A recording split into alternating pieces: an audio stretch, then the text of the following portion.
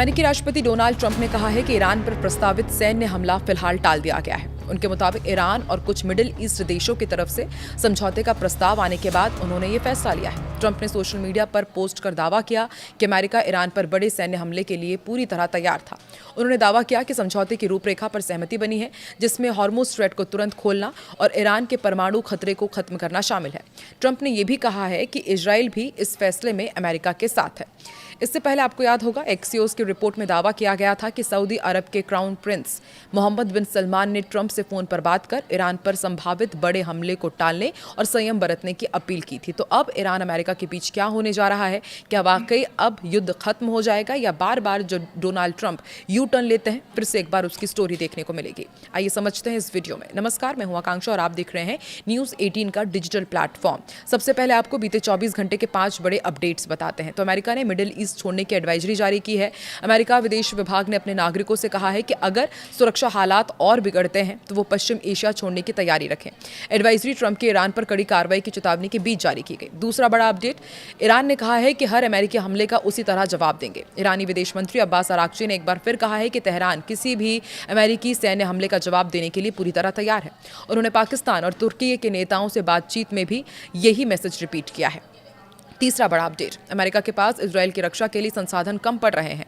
Washington post की एक report के मुताबिक अमेरिकी सेना के वरिष्ठ जनरल ने पेंटागन को चेतावनी दी है कि ईरान के लगातार हमलों से इजराइल की रक्षा के लिए मौजूदा नौसैनिक संसाधन पर्याप्त नहीं है।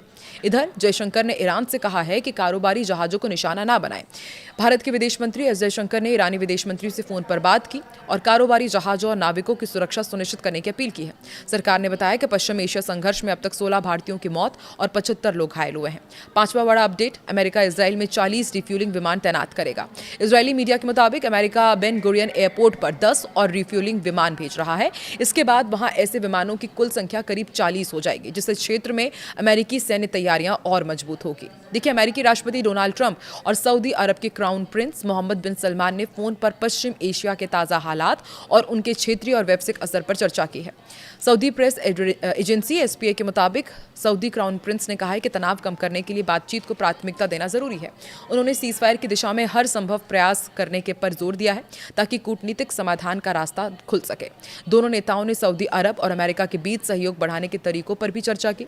मिडिल ईस्ट में लगातार सैन्य कार्रवाई के बीच center for strategic and international studies की रिपोर्ट में यह दावा किया गया है कि अमेरिका के पास मिसाइल रोकने वाले इंटरसेप्टर तेजी से कम हो रहे हैं। अब आपको समझाते हैं कि आखिर इंटरसेप्टर होते क्या हैं और इनका स्टॉक घटना अमेरिका के लिए चिंता की बात क्या है। दरअसल इंटरसेप्टर ऐसी मिसाइलें होती हैं जो दुश्मन की मिसाइल या फिर ड्रोन को हवा में ही मार गिराती है। अमेरिका इसके लिए मुख्य तौर पर पेट्रियट और थार्ड सिस्टम का इस्तेमाल करता है। स्टॉक कितना घटा है ये भी आपको बताते हैं। CSIS की रिपोर्ट के मुताबिक युद्ध शुरू होने से पहले अमेरिका के पास करीब 2300 पेट्रॉइट इंटरसेप्टर थे, जो अब 827 से भी कम रह गए हैं। वहीं थार्ड इंटरसेप्टर का स्टॉक 452 से घटकर 278 तक पहुंच गया है। चिंता क्यों मानी जा रही है? रिपोर्ट के मुताबिक अगर मिडिल ईस्ट के अलावा किसी दूसरे इलाके जैसे कि इंडो पैसिफिक में बड़ा संघर्ष शुरू हो जाता है तो अमेरिका के लिए अपने सैनिकों और सैन्य ठिकानों की सुरक्षा चुनौती बन सकती है। सवाल ये भी उठ खड़ा हुआ है कि अब इस स्टॉक को फिर से रिफिल करने में कितना वक्त लगेगा। CSIS का अनुमान है कि इंटरसेप्टर का मौजूदा स्टॉक दोबारा भरने में करीब 3 साल का वक्त लग सकता है। अब ऐसे में अमेरिका क्या कर रहा है? रिपोर्ट के मुताबिक पेंटागन ने साल 2026 के आपातकालीन बजट में $18.2 अरब इंटरसेप्टर मिसाइलों और दूसरे हथियारों की खरीद के लिए प्रस्तावित किए हैं। ईरान पर हमला टालने के लिए ट्रंप के फैसले के बावजूद संकट अभी खत्म नहीं हुआ है। मिडिल ईस्ट इंस्टीट्यूट के सीनियर फेलो का मानना है कि अगर अगले कुछ दिन ये तय करेंगे कि तनाव कम होगा या फिर जंग दोबारा भड़क सकती है। उन्होंने कहा कि ट्रंप के हमला टालने से हालात सामान्य नहीं हुए हैं। स्थिति अब भी बेहद नाजुक है और कभी भी बिगड़ सकती है। ईरान धमकियों के साये में बातचीत नहीं करेगा क्योंकि उसे लगता है कि हर बार नरमी दिखाने का फायदा अमेरिका उठाता है। वहीं अमेरिका के राष्ट्रपति डोनाल्ड ट्रंप ने एक बार फिर ईरान पर बड़े हमले की धमकी देने के बाद आखिर समय पर कदम पीछे खींच लिए हैं। ट्रंप ने रविवार को घोषणा की कि अमेरिका फिलहाल ईरान पर प्रस्तावित सैन्य हमला नहीं करेगा क्योंकि तेहरान और पश्चिम एशिया के कई देशों ने सैन्य कार्रवाई रोकने की अपील की है और एक संभावित समझौते की रूपरेखा बन गई है। और आपको याद होगा, ये पहली बार नहीं है। मौजूदा ईरान युद्ध के दौरान ये 5वां मौका है जब ट्रंप ने पहले बेहद आक्रामक चेतावनी दी लेकिन अंतिम समय में हमला टाल दिया। इसी वजह से अमेरिका में ट्रंप के लिए टाको यानी कि ट्रंप ऑलवेज चिकन आउट शब्द भी चर्चा में आ गया है। ये वहाँ पर काफ़ी सोशल मीडिया में ट्रेंड हुआ। ट्रंप ने अब क्या कहा है, ताज़ा बयान उनका क्या है, वो भी आपको बताते हैं। देखिए, ट्रंप ने ट्रुथ सोशल पर लिखा कि अमेरिका पूरी सैन्य ताकत के साथ ईरान पर हमला करने के लिए तैयार था, लेकिन ईरान और अन्य पश्चिम एशियाई देशों के अनुरोध पर फिलहाल हमला रोकने का फैसला लिया गया है। उन्होंने दावा किया कि प्रस्तावित समझौते में स्ट्रेट ऑफ हॉर्मुज को पूरी तरह से खोलना और ईरान के परमाणु कार्यक्रम पर रोक शामिल है। ट्रंप ने यह भी कहा कि इजराइल भी इस फैसले में उनके साथ है। पहले भी 5 बार डोनाल्ड ट्रंप यू टर्न ले चुके हैं। कब वो भी आपको बताते हैं। मौजूदा संघर्ष में ट्रंप कई बार इसी तरह आक्रामक बयान देकर बाद में पीछे हट जाते हैं।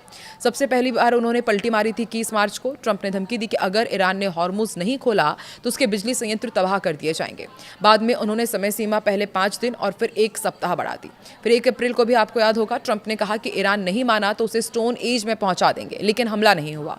फिर 7 अप्रैल को फिर ट्रंप ने चेतावनी दी कि आज रात पूरी सभ्यता खत्म हो जाएगी। सभी को लग रहा था कि शायद डोनाल्ड ट्रंप परमाणु हमला ना कर दे, लेकिन अगले ही दिन पाकिस्तान की मध्यस्थता से अस्थायी युद्ध विराम हो गया। फिर 4 मई को भी आपको बयान याद होगा डोनाल्ड ट्रंप का। ट्रंप ने हॉर्मुज में फंसे जहाजों को निकालने के लिए ऑपरेशन प्रोजेक्ट फ्रीडम का ऐलान किया, लेकिन 2 दिन बाद ही इसे रोक दिया गया। फिर हाल ही में 11 जून को ईरान के तेल ठिकानों और खर्ग द्वीप पर हमला करने की धमकी के कुछ घंटे बाद ही ट्रंप ने बातचीत का हवाला देकर रुख बदल गया और अब 2 अगस्त को भी उन्होंने एक और संभावित हमला टालने का ऐलान कर दिया है। ट्रंप के मुताबिक ईरान और कई पश्चिम एशियाई देशों ने सैन्य कार्रवाई रोकने की अपील की। इससे पहले सऊदी अरब समेत कई क्षेत्रीय देशों ने भी अमेरिका के साथ तनाव कम करने की मांग की थी। ट्रंप ने कहा कि अगर जल्द समझौता हो जाता है तो दुनिया और ईरान दोनों के लिए यही बेहतर होगा।